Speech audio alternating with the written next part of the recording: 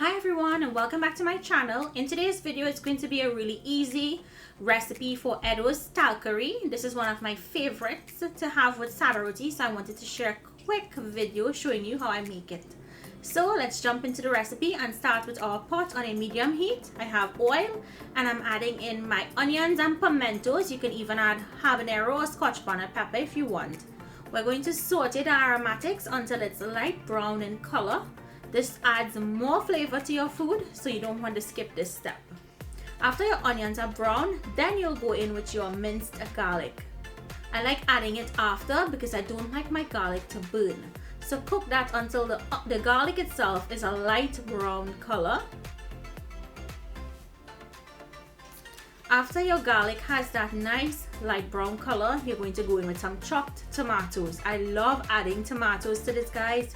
If you have not tried it with tomatoes, give it a try and you'll thank me later. So give that a mix and allow the tomatoes to cook for about 1 minute and let it soften. And then you'll go in with your chopped eddoes. Next, you want to season with salt to taste. Add as much or as little salt as you need, and remember you can always adjust salt when it's finished cooking. You want to give this a good mix and allow it to fry up with those aromatics for about 5 minutes. After it's finished frying up with those aromatics, you're now going to add in water to cover this so that it cooks. I like this more of a soft, smooth consistency. If you like it chunky, you're going to cook it to the consistency you like.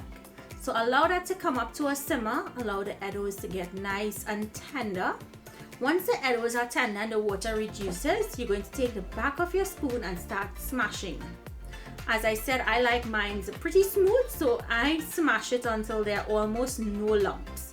But you can smash this to the consistency you would like.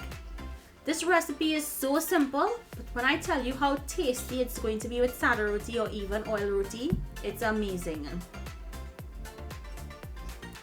So this is the consistency that I'm going for.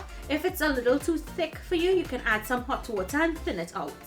And all you have to do is serve it with your Sada roti or your favorite roti. How easy, simple, and delicious does this recipe look?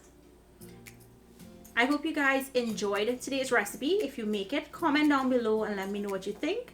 Thank you all so much for joining me today. I'll see you in my next video. Bye everyone.